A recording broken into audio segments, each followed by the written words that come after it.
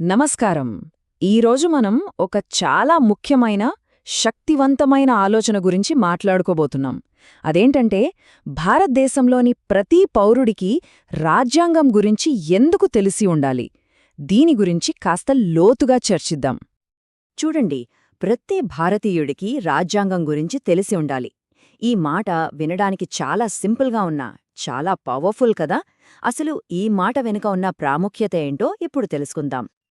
అయితే అసలు ఎందుకు ఈ నాలెడ్జ్ ఎందుకంత ముఖ్యం? ఇది కేవలం స్కూల్లో చదివే ఒక సబ్జెక్ట్ మాత్రమేనా, లేకపోతే మనందరి జీవితాలను ప్రభావితం చేసే అంతకంటే పెద్ద విషయమేమన్నా ఉందా? ఈ ప్రశ్నలకి సమాధానాలు వెతుకుదాం.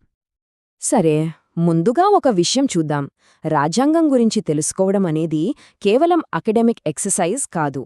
ఇది మన ప్రజాస్వామ్య వ్యవస్థలో చురుగ్గా పాల్గొనడానికి కావలసిన ఒక చాలా కీలకమైన జ్ఞానం. దీన్ని ఇంకా సింపుల్గా అర్థం చేసుకోవాలంటే, మన దేశాన్ని ఒక పెద్ద గేమ్ అనుకోండి. మనమందరం ఈ గేమ్ ఆడుతున్నాం. మరి ఏ ఆటైనా సరిగ్గా ఆడాలంటే రూల్స్ తెలియాలి కదా, బేసిక్. రాజ్యాంగం కూడా అంతే, మనమందరం భాగమైన ఈ సిస్టమ్కి సంబంధించిన రూల్ బుక్ అన్నమాట. ఇప్పుడు రెండో పాయింట్కొద్దాం. ఇదే విషయాన్ని ఇంకా క్లియర్గా చెప్తుంది. రాజ్యాంగాన్ని ఏమనొచ్చంటే, మన దేశానికి అల్టిమేట్ రూల్ బుక్ అని చెప్పొచ్చు. రాజ్యాంగం అంటే ఏంటి? సింపుల్గా చెప్పాలంటే, మన దేశానికి ఒక ఫౌండేషన్ లాంటి రూల్ బుక్. ఇది బేసిక్గా రెండు పనులు చేస్తుంది. ఒకటి, గవర్నమెంట్కి ఉండే పవర్స్ ఏంటి, వాటి లిమిట్స్ ఏంటి అని చెప్తుంది.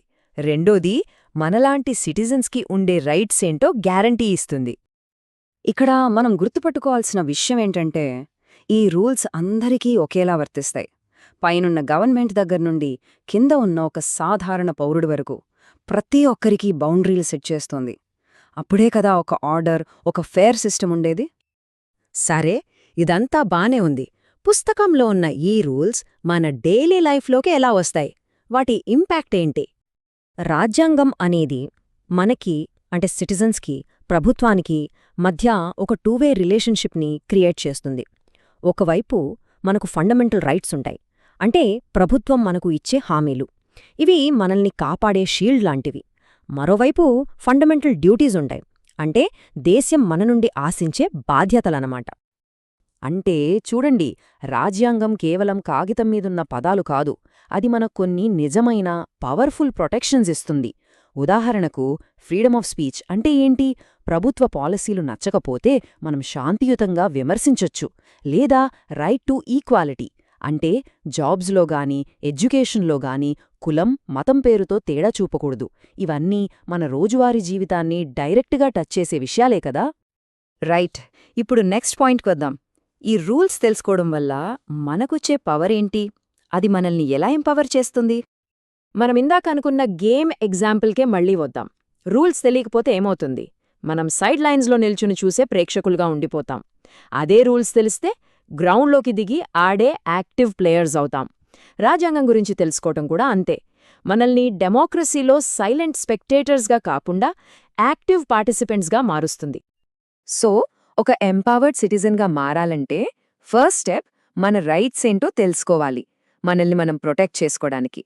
నెక్స్ట్, ఆ కాన్ఫిడెన్స్తో సిస్టమ్ని క్వశ్చన్ చేయగలగాలి, జవాబుదారీతనం అడగాలి.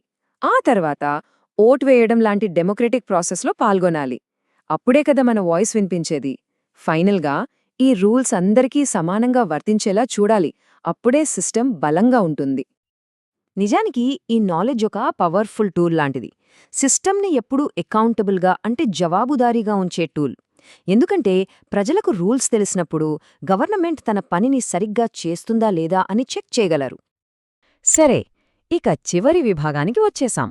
ఈ మొత్తం గేమ్లో మన పాత్రేంటి? మన రెస్పాన్సిబిలిటీ ఏంటి?